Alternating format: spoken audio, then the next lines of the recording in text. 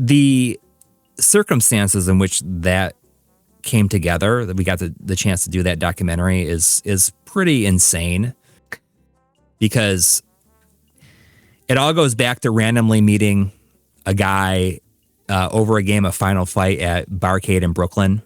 Whoa. That we became friends. And then I moved to Newport, Kentucky.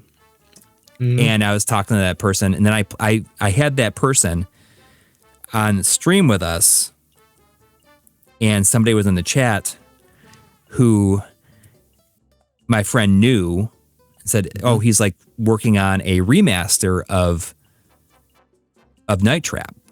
I'm like, "Oh, okay." And not only that, this person I never met in my just happened to be doing it, lived 5 minutes away from me. Wow. That's crazy. Awesome. It was almost like winning the lottery. Like, yeah. If you believe that things happen for a reason, the circumstances in which that documentary came together is just like is like winning the lottery. It's so many weird insane. circumstances. It's awesome. Like all the way from Barcade in Brooklyn to Newport, Kentucky. It just like those pieces just happen to fall into place. That's crazy. And because of that, because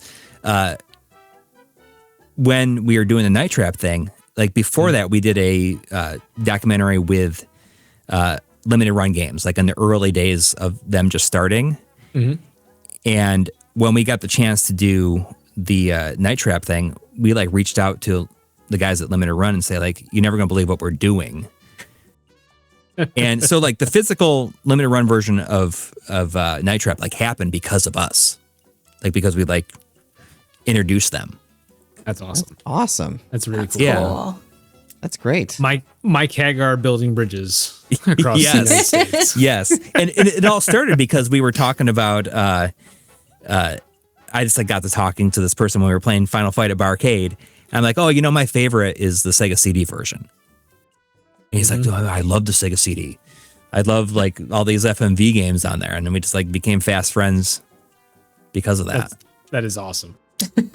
Those Pretty games insane. were pretty amazing. I mean, the Sega CD, I remember when I first got one back in the day, and it was pretty amazing to have video. I think the first one I played was like the Sherlock Holmes game that I hadn't played in the other versions. And like now you look back on it, and it's cheesy and whatever, but like being able to play it like a game with video was pretty crazy at the time.